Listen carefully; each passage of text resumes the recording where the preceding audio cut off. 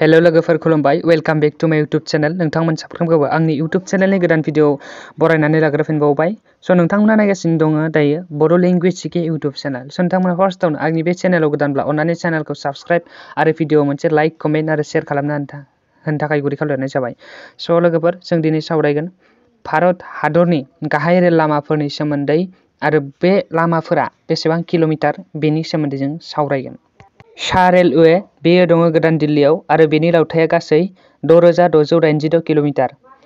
सा मध्य रेलवे बेयो दङ एलाहाबादआव बेनि लावथाइया गासै 3085 किल'मिटार।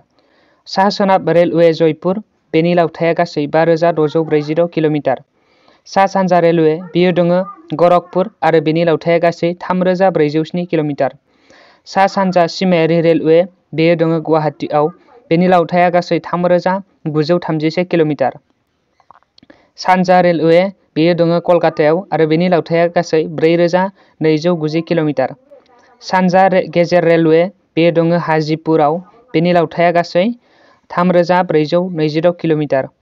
सानजा उपकूल रेलवे बेयो दङ भुबनेश्वराव बेनि लावथाइया गासै 2512 किल'मिटार। खोला सानजा मध्य रेलवे बेयो दङ बिलासपुराव आरो बेनि लावथाइया गासै 2397 किल'मिटार। खोला रेलवे बेयो दङ चेन्नाइआव आरो बेनि लावथाइया गासै 5235 किल'मिटार। खोला मध्य रेलवे बेयो दङ सेकेन्द्राबादआव बेनि लावथाइया गासै 5734 किल'मिटार। खोला सानजा रेलवे बेयो दङ कलकातायाव आरो बेनि लावथाइया गासै 2430 किल'मिटार। खोला सोनाब रेलवे बेयो दङ हावेलीआव आरो बेनि लावथाइया गासै 3038 किल'मिटार। सोनाब रेलवे बेयो दङ मुम्बाइआव आरो बेनि लावथाइया गासै 6475 किल'मिटार। आरो बेनि उनाव दङ सोनाब गेजेर रेलवे बेयो दङ जबलपुराव आरो बेनि लावथाइया गासै 2925 किल'मिटार।